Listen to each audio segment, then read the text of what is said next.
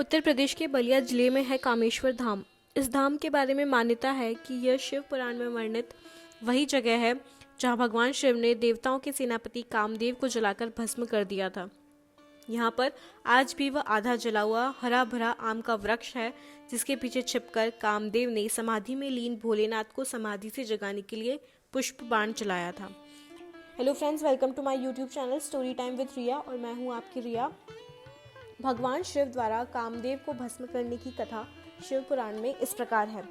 भगवान शिव की पत्नी सती अपने पिता द्वारा आयोजित यज्ञ में अपने पति भोलेनाथ का अपमान सहन नहीं कर पाती और यज्ञ वेदी में कूदकर आत्मदाह कर लेती है। जब यह बात शिव जी को पता चलती है तो वो अपने तांडव से पूरी सृष्टि में हाहाकार मचा देते हैं। इससे व्याकुल सारे देवता भगवान शंकर को समझाने पहुंचते हैं। महादेव उनके समझाने से शांत होकर परम शांति के लिए गंगा के इस पवित्र संगम पर आकर समाधि में लीन हो जाते हैं। इसी बीच महाबली राक्षस तारकासुर अपने तप से ब्रह्मा जी को प्रसन्न करके ऐसा वरदान प्राप्त कर लेता है जिससे कि उसकी मृत्यु केवल शिव पुत्र द्वारा ही हो सकती थी। यह एक तरह से अमरता का वरदान था, क्योंकि माता सती के आत्मदाह के बाद भगवान शिव समाधि में लीन हो चुके थे। भविष्य के बारे में सोचकर सभी देवताओं ने देवी शक्ति का आह्वान किया और उन्होंने देवी पार्वती के रूप में जन्म लिया। देवी पार्वती ने बड़ी होकर शिवजी की सेवा आदि करना शुरू कर दिया और शिवजी को समाधि से जगाने का प्रयास करती रही। इसी बीच तारकासुर का उत्पात दिनों दिन बढ़ता जाता है और वह स्वर्ग पे अधिकार करने की चेष्टा करने लगता है। यह बात जब देवताओं को पता चलती है तो वो सब चिंतित हो जाते हैं और वह भगवान शिव को समाधि से जगाने का निश्चय करते हैं। देवी पार्वती जो शिवजी से विवाह करना चाहती हैं, वो भी शिवजी को समाधि से जगाने का प्रयास करती हैं पर सफल नहीं हो पाती। इसके लिए सभी देवता कामदेव को सेनापति बनाकर यह काम कामदेव को सौंपते हैं।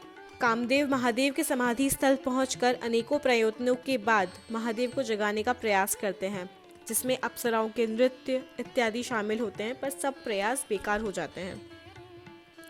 अंत में कामदेव स्वयं भोलेनाथ को जगाने के लिए खुद को आम के पेड़ के पत्तों के पीछे छुपाकर शिवजी पर पुष्प बाण चलाते हैं। पुष्प बाण सीधे भगवान शिव के हृदय में लगता है और उनकी समाधि टूट जाती है।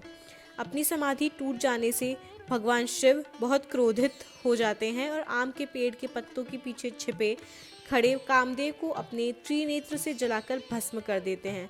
यह देख कामदेव की पत्नी देवी रति शिवजी के पास दौड़ी चली आती हैं और वो उनकी पूजा आदि कर उन्हें प्रसन्न करती हैं और उन्हें बताती हैं कि कामदेव निर्दोष हैं, वो सिर्फ देवी पार्वती की सहायता कर रहे थे। अपनी गलती का एहसास होने पर शिवजी ने उन्हें आश्वासन दिया कि द्वापर युग में कामदेव श्री कृष्णा जी के पुत्र प्रद्युम्न के रूप में जन्म लेंगे। ऐसी ही इंटरेस्टिंग आध्यात्मिक और ज्ञान से भरी जानकारी के लिए जुड़े रहिए मेरे चैनल से। इस चैनल को सब्सक्राइब करना ना भूलें और आपके लाइक्स और कमेंट्स भी वेलकम हैं। Thank you so much.